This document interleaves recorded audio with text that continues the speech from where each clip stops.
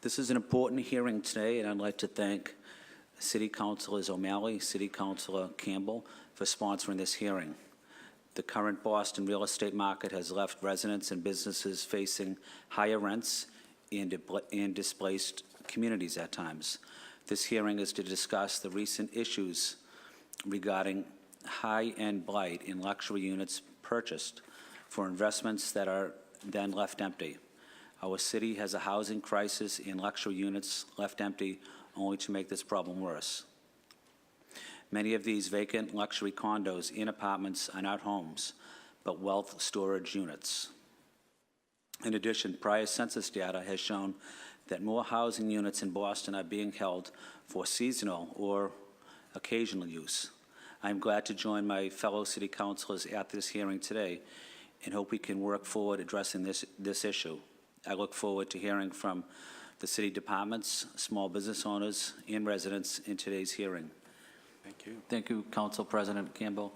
I just had one question, Mr. Collins. I know you talked about shell corporations.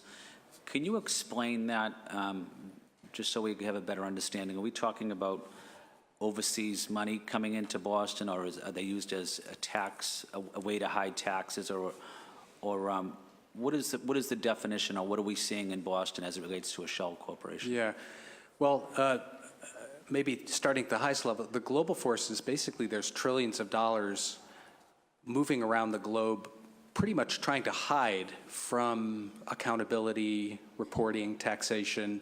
So we don't know necessarily who owns those properties, because the shell corporation doesn't require any disclosure who actually benefits from the ownership.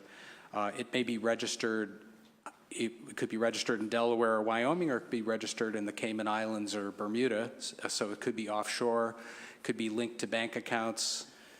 So basically money is moving around. What's interesting is it actually, though, touches down. You can't all stay in the investment market, as Councilor O'Malley says. It doesn't all want to stay in the stock market. Some of it wants to come and land in real property just as an asset class, as a way to protect the wealth. And so some of that global wealth, and it could be Russian oligarchs, Chinese multimillionaires worried about state appropriation in their host country, moving their money out. It could be money laundering from illegal purposes or legal purposes. We don't really know, because that's the whole hidden nature of it. But it is parking. Some of it is parking here in Boston, and it's parking in buildings that we walk by every day. So we don't know the answer to that, and that's a global problem in a way. But there are cities, and London is really interesting in this way, that are starting to say, well, actually, we want to know who owns these properties from a money laundering point of view, from a criminal activity, cracking down on that.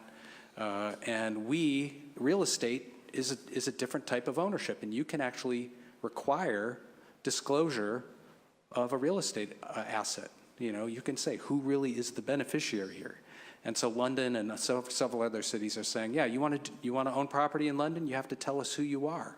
If you want to have legal standing to sue your neighbor or evict a tenant or whatever, you need to say who you are.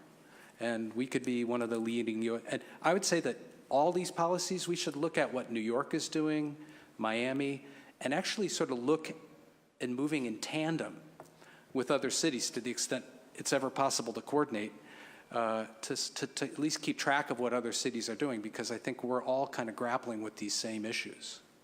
Thank you. Yeah. Councilor Edwards. Thank you.